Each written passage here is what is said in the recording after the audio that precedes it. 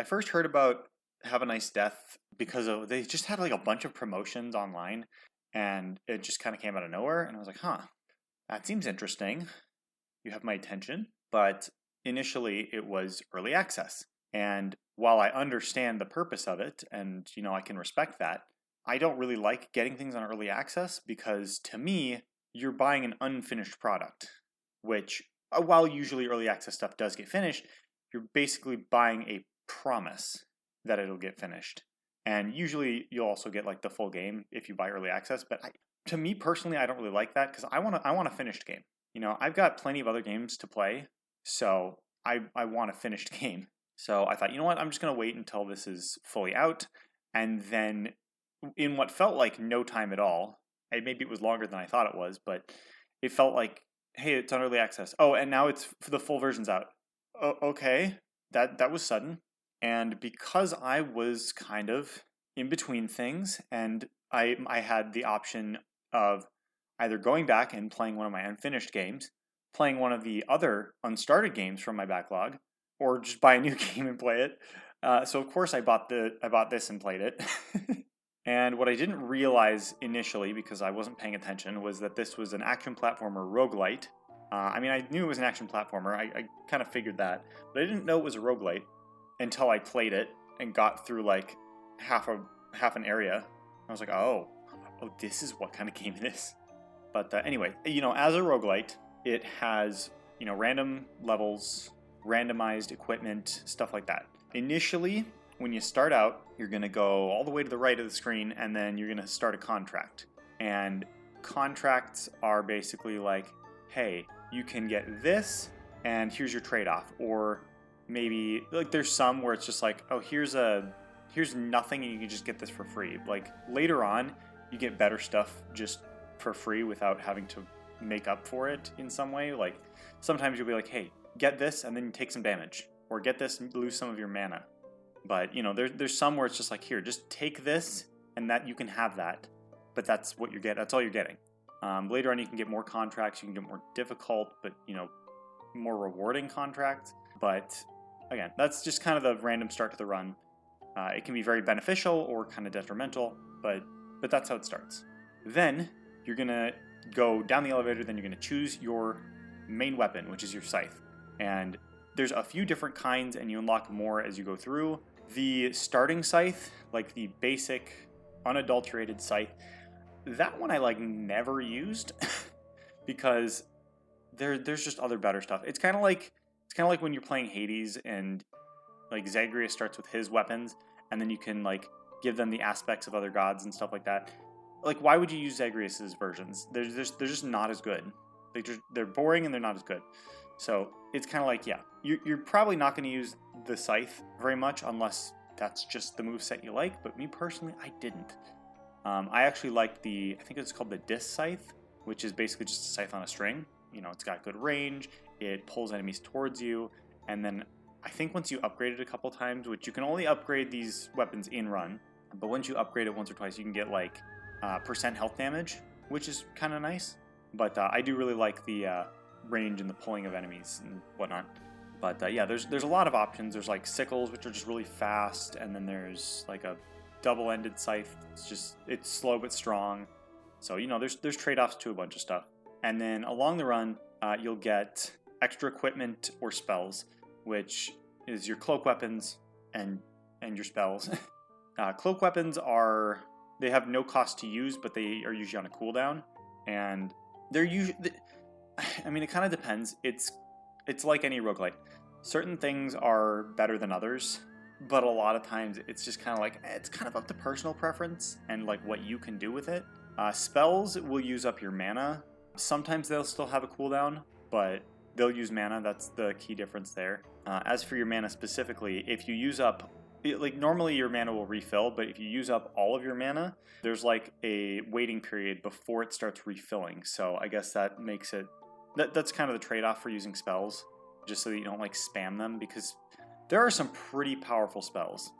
Well, some of the cloak weapons can also be really, really good. Some of the spells are just ridiculous. There's also curses, which are what's something comparable? Anyway, curses are basically just random buffs that you can get And there's like 3 buff trees for the curses. There's the red, the blue, and the green. Red is usually more like damage and weapon based, and then blue is usually defensive, and green is usually having to do with spells. So usually in a run, what you'll end up doing is you'll pick one tree and you'll focus on that like 90%, unless you get like a really good one in another tree. But once you get like way later, like once you've done a few runs and you're actually like getting all the way to the end, then you'll usually like fill up a tree, and then you'll start working on another tree, but you usually won't. You'll only finish one tree in any given run, if at all. And because curses are randomized, you might get a good run or you might get a bad run.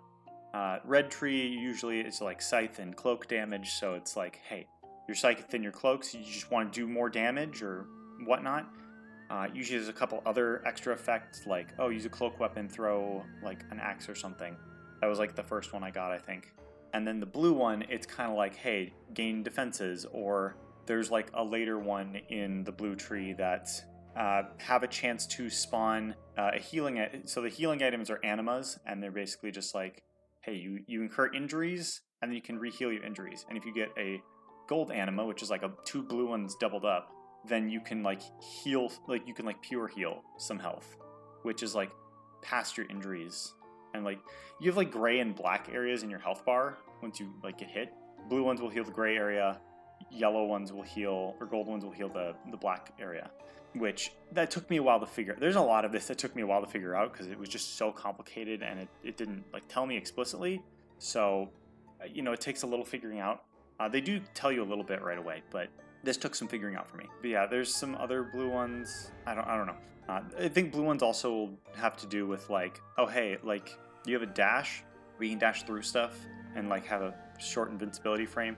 Oh, maybe increase your invincibility frames or whatever. And then green usually is like, you're going to be like, oh, here's some extra mana, or here's some extra spell damage, or some that I found very useful.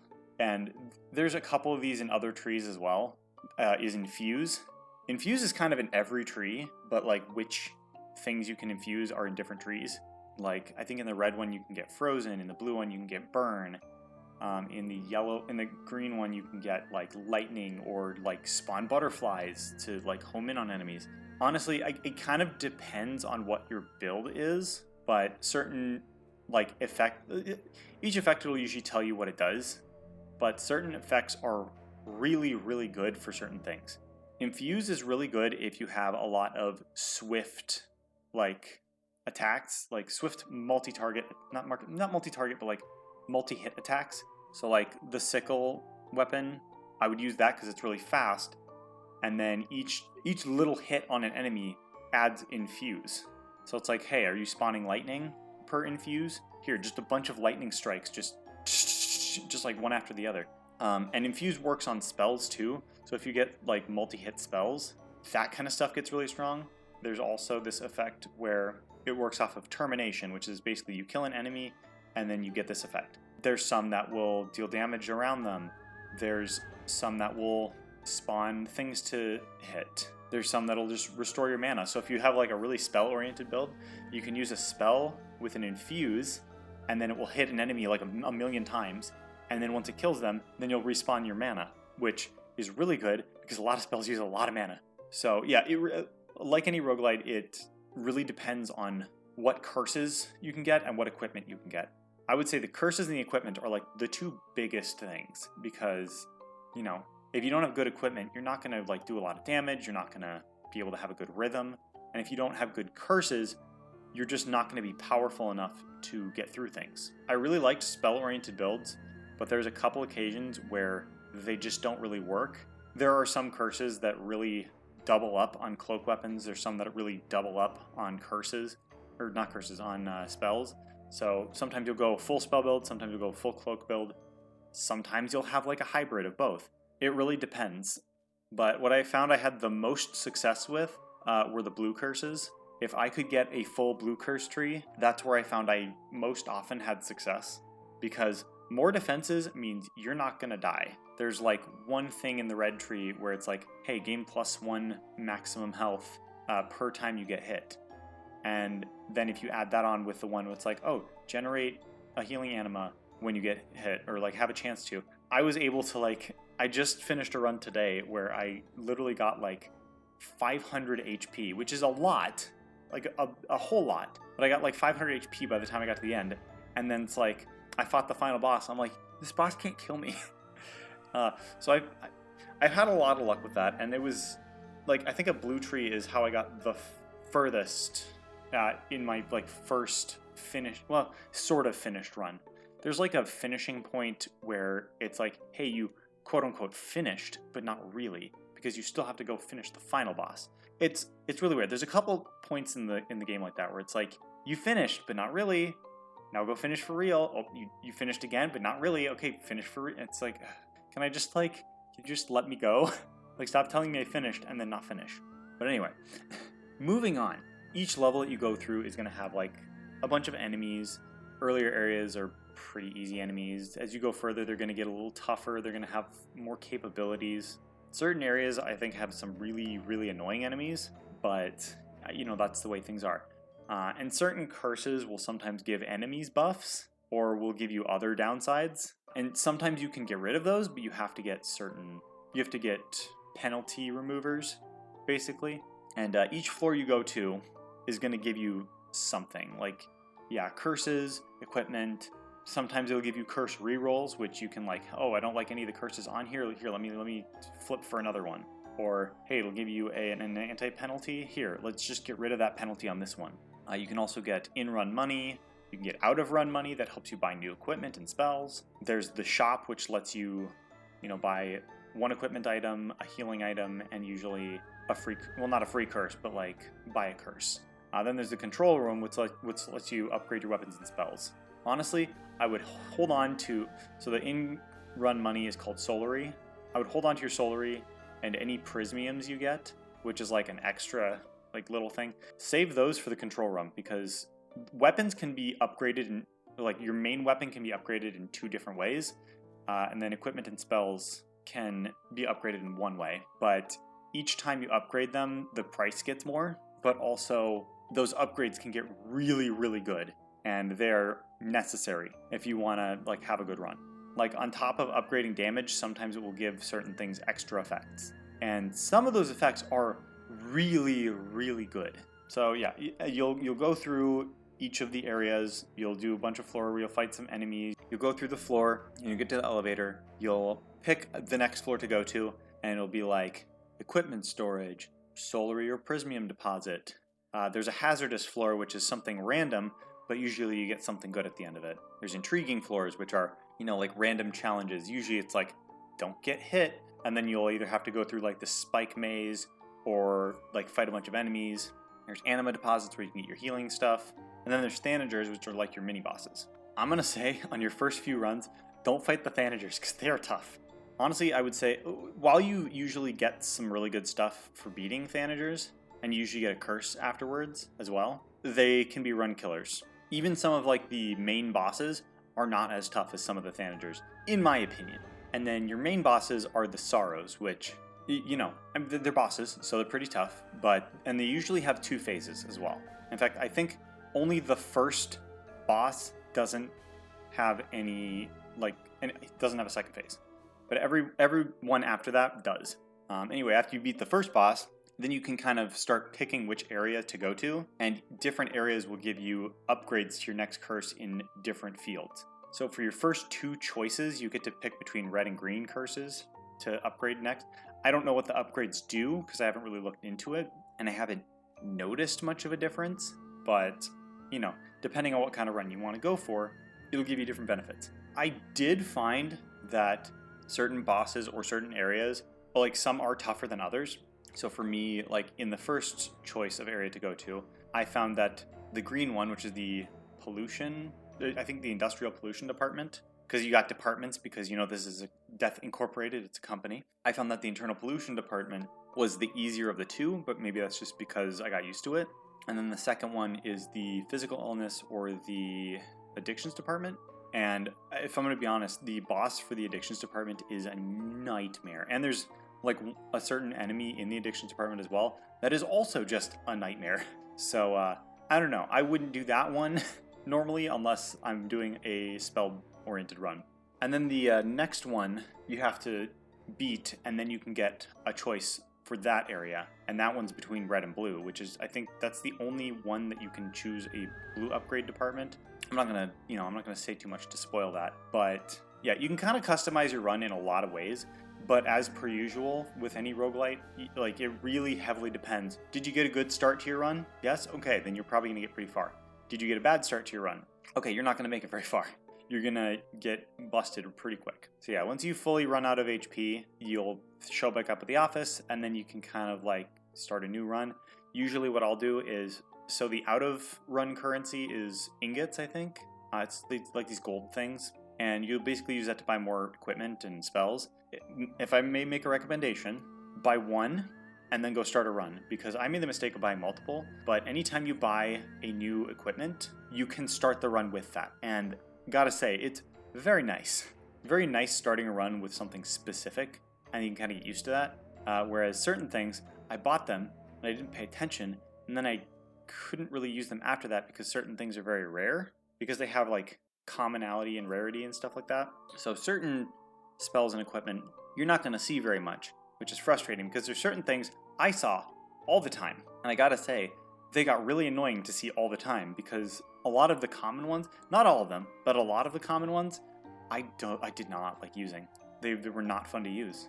Like, there's this one, I don't remember what it's called, but it's got like a picture of 2 daggers on it, and it's a green rarity spell, so it's like one step up from common, I think. I never really figured out what the colors meant, but I'm pretty sure green is the second most common.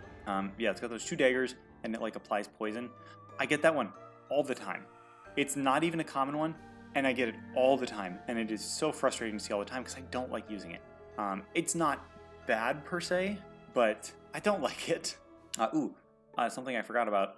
For cloak weapons, if you press up or down while casting, sometimes they'll have like a different effect. So like that double dagger one, normally it will just like lunge forward and do like a multi-hit attack on a single enemy and poison them. But if you press up and then press it, then it will just do like a straight dash behind them.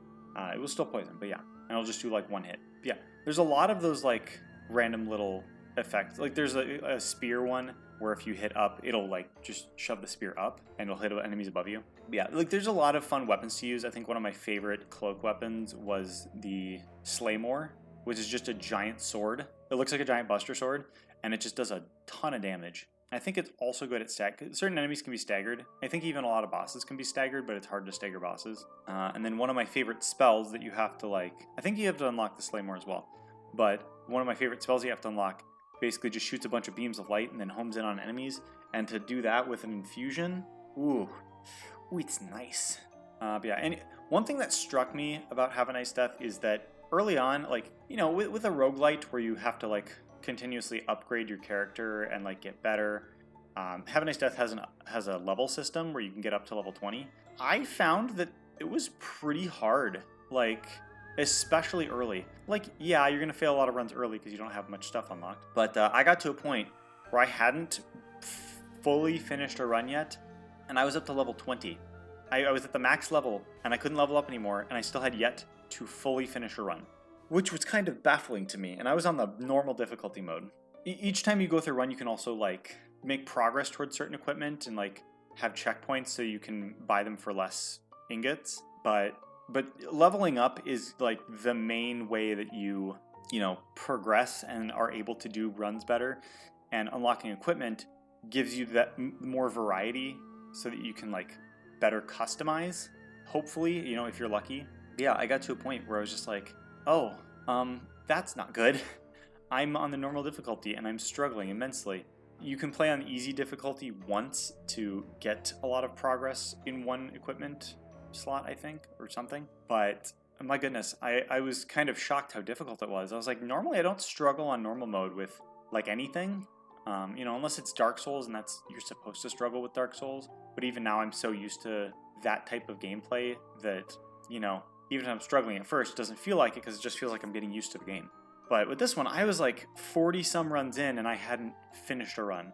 I'd gotten past that first checkpoint where it's you quote unquote finished a run, but not really. but I was like, oh, this is really tough. So I ended up going to the easy mode just to see if like maybe that would change things. I still had some trouble, but I was finally able to finish a couple runs, and I think I've still got some time to play between now and the next game that I want to play coming out, but I'll probably go to like the normal difficulty mode now and see if maybe that can help, because the easy difficulty mode gives you a lot of stuff just as free gimmies, and I kind of want to try to do it on a normal mode, but who knows? It might be too tough, because this game's a lot tougher than I gave it credit for, and only being able to level up to 20, I really thought it was going to be more. And the main weapons that you can unlock, like, I don't like a lot of them. Like, there's one at some point that's an umbrella, and it's like, oh, if you upgrade it, boosts your defense. Like, okay, I mean, that's good for a blue tree run, but it's on its own. It's not like, it doesn't have a good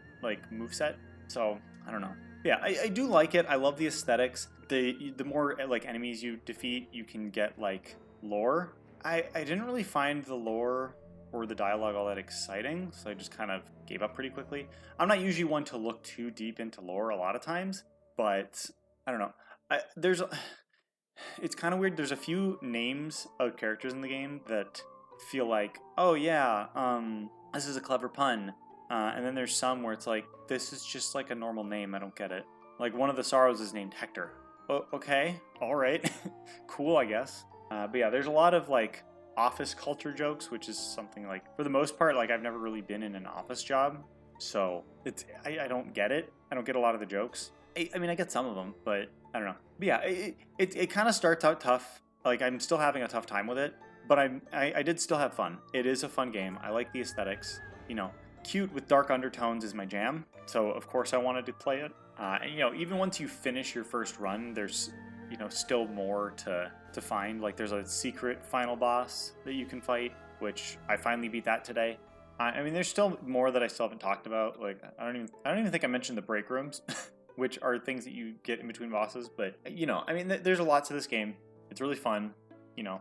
Random chance is as fun as random chance is. So if you like that, then whatever. Again, it is kind of tough. At least I thought so. But I still enjoyed myself. I'm still probably going to play this a little bit more. Yeah, I had a good time.